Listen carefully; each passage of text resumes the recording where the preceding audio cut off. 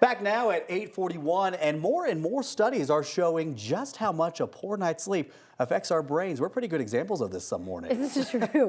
These are the stories we never like to report on, right? 9 News medical expert Dr. Payal Kohli joins us now to explain more. Thanks for coming in. Good morning. I'm worried for you guys. I know. You always are, I feel like. We're worried for ourselves too. All right, so how is sleep linked to our brain health, and what are the brain functions that happen during sleep? Oh, so many things happen during sleep. So one of the most important things that happens is we make our memories. So we actually get smarter when we sleep because we're consolidating our memories and I can't remember anything. Now you know why. Oh, man.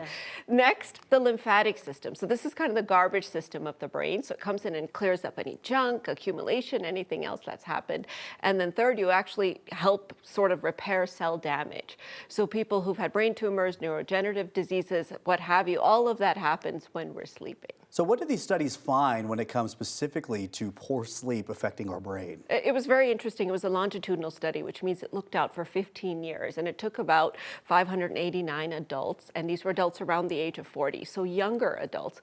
And what they did is they have them use a scoring system to decide what poor sleep characteristics they have.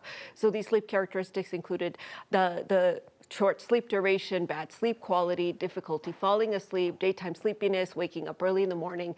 And if you had 2 to 3, your brain age was 1.6 years older on average, based on a scan 15 years later. And if you had more than 3, it was actually 2.6 years older. So we're prematurely aging our brains if we don't have all these sleep characteristics. And the first thing, of course, that I did was calculate how many sleep characteristics I had. And mine are at 2. I'm not sure how many you guys have, but this was really eye-opening for me. Depends on the day. I know. Yeah. I'm sure that we are up there, though. Yeah. Especially sleep duration, I would say, for you, and then the early morning awakenings. Those are 2 right there. I am glad we're talking about this, though, because I do feel like there's been a cultural shift where people almost brag about how little sleep they get because it's kind of that rise and grind attitude where they're so busy or they have so much to do that they actually put themselves last. Right. And so I like that we're talking about this to remind yourself that your health matters. It does. So aside from aging, what other risks does the brain have with poor sleep?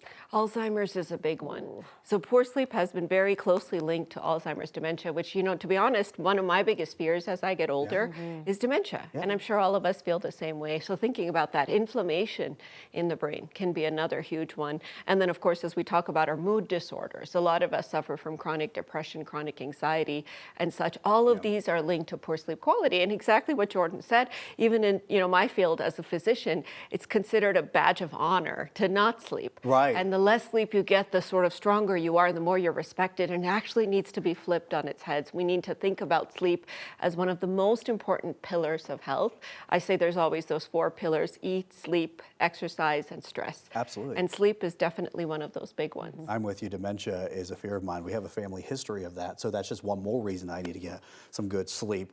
For those who have our fear, and we all share that, what can we do to protect our brains? So I would say first thing is calculate your score. So you know whether or not you have a target sign, you're chipping away at the sleep quality. And once you've done that, really that 7 to 9 hours, you have to prioritize every single night. And I don't mean, fasting during the week, sleeping only 5 hours and then sleeping 12 on the weekend. Why are you looking at me?